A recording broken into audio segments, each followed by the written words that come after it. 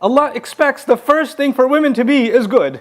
Not even women anymore. You must be good. And what does good mean in Arabic? The word salih comes from sulh.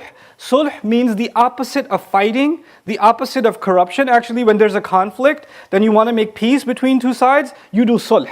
Meaning, women are such wives are the source of ending all conflicts in the family.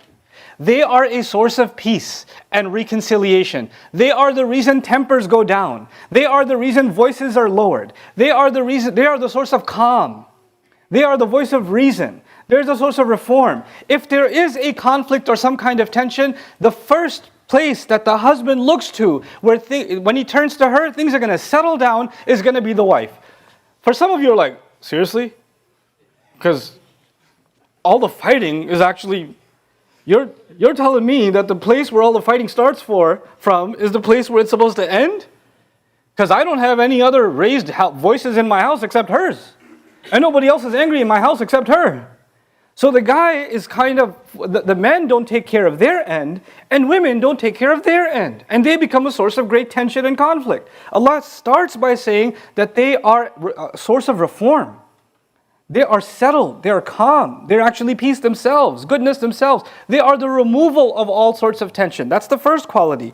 Then he says, qanitatun, eager to obey. And some have interpreted this as eager to obey Allah. And that is true. They are eager to obey Allah. They translate this as subservient, like al-qunutu lillah, that qunut belongs to Lillah. And Allah says, Qumu lillahi qanitin, meaning have qunut, meaning have this kind of eagerness to obey only for the sake of Allah. But what in the world does that mean? That means, what's that doing here? Because if one side was men should do this for women, you expect the rest of it to be women should do this for men. So why in the middle of that is Allah saying, yeah, they should do this for men, but this part is for Allah? Well, the reason that's there is because women should remember that when they are being a source of calm, and when they are providing peace and sakina in the household, they need to realize the only one who can keep a household calm is them. And the only one who can truly set it on fire is them.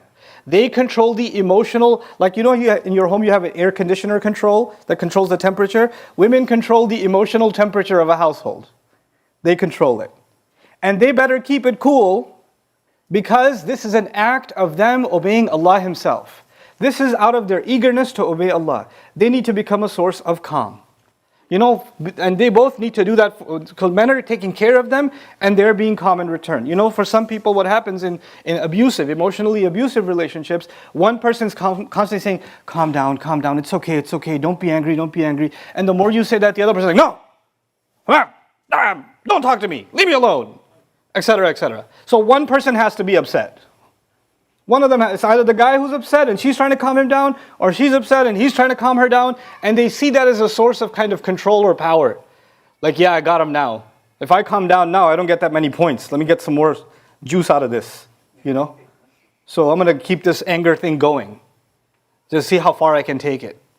So this kind of putting someone in a subservient position, this is against what Allah Azza wa Jal wants. So Allah Azza wa Jal says, qanitatun. Then he adds another responsibility for women. He says, hafidhatun lil ghayb. They guard what is invisible. They guard the invisible. What does that mean?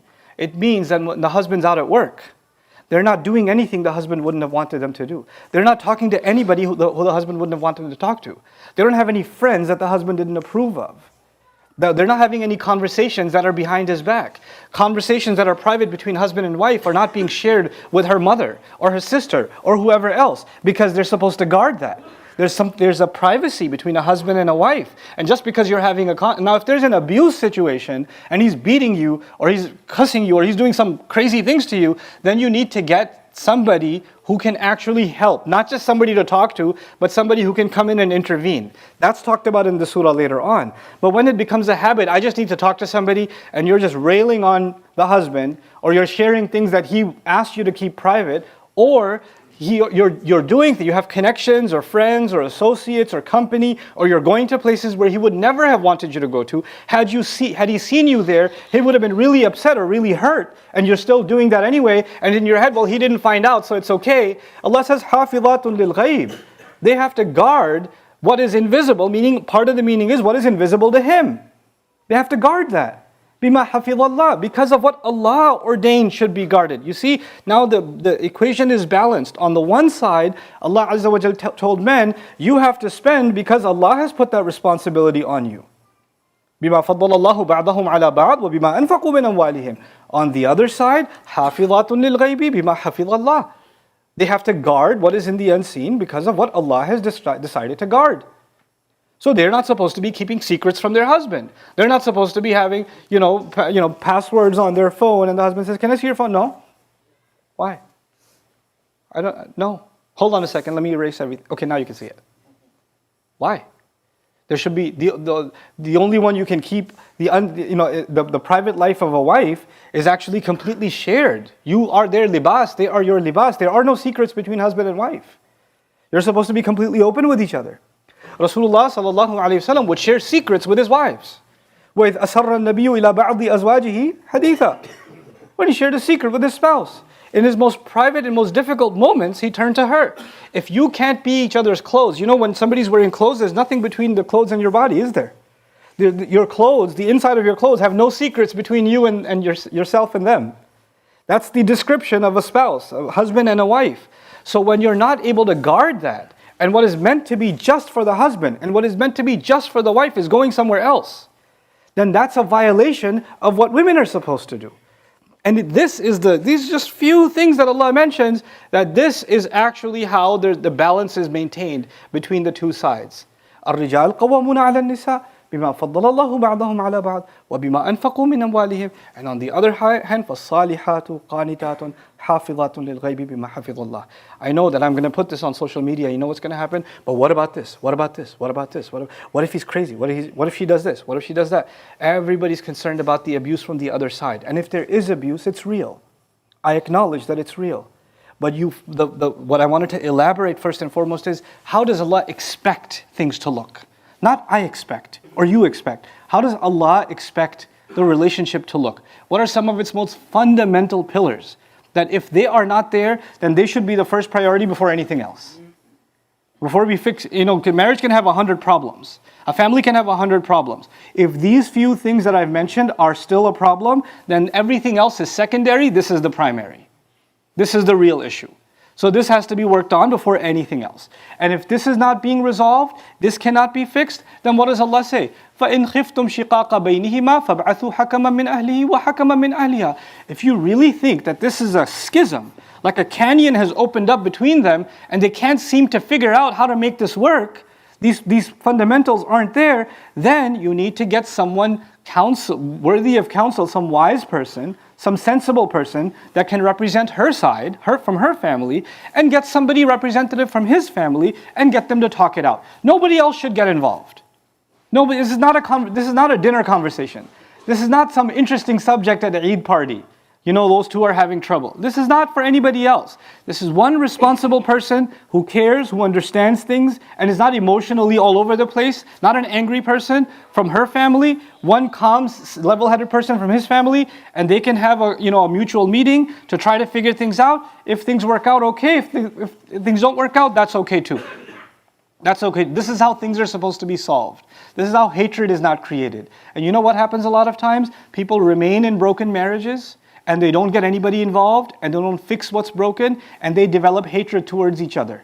And then when that hatred is towards between husband and wife, the children see it. And they learn that this is normal. It's normal for mom and dad to talk this way. So when those kids grow up and they're going to be married, guess how they're going to talk to their spouse? That's what they learned. That's the schooling they got at home. So when you don't have that peace at home, you are actually passing that chaos down to the next generations. And it's a subconscious kind of learning. When children learn from what they see, that is never forgotten. What they learn in classroom, you forget. You guys, when you were kids, you don't remember what your teacher said in the class? You remember one thing, but what your parents used to do at home, you remember. You remember that. You still, as adults, you remember that. Because that leaves an imprint on a person's personality. So this isn't just about even a husband and a wife, it's about the legacy we're leaving behind. the tranquility that's supposed to come thereafter. I genuinely pray that those of you that are married, husbands and wives, are able to really look at themselves and recognize whether or not they're fulfilling their responsibilities as Allah wants them to. And I genuinely hope if you do find yourself in a very difficult marriage situation, that you're able to find somebody to confide in from your side, from your family. And if there's nobody reasonable in your family, because that happens sometimes, maybe all y'all crazy, that happens, everybody's crazy, then you have to find somebody who can at least represent your side reasonably and speak on your behalf. Because if you keep suffering from abuse silently, then you're partly responsible for what's happening. And not just to you, what's happening to your children or future generations. Right? Because it's not okay to live in resentment with somebody else. It's not okay to look at somebody else and remember all the hurt they caused you all the time. It's not okay to not be at peace. The fundamental purpose of marriage was لِتَسْكُنُوا إِلَيْهَا. Before Allah mentioned love, before He mentioned care, mawadda wa rahma, He said the first purpose of marriage is so you can find peace with each other. When you look at someone, you just calm down and relax. Like, finally I'm in a safe place. Finally this is a place where I'll be dignified, I won't be humiliated, I won't be reminded of my past mistakes, I'm completely at ease because I'm in the presence of my spouse, husband or wife. If that's not there, then that needs to be there. And if you're not able to get there yourself, then you need outside help and professional help at that. May Allah Azza wa Jal allow us the opportunity to fix broken relationships and to do what's best for ourselves and our families. May Allah Azza wa Jal allow us and give us the rizq of seeking the right kind of help to mend the ties that are being broken. Barakallahu li wa lakum fil Qur'an al-Hakim wa nafa'ani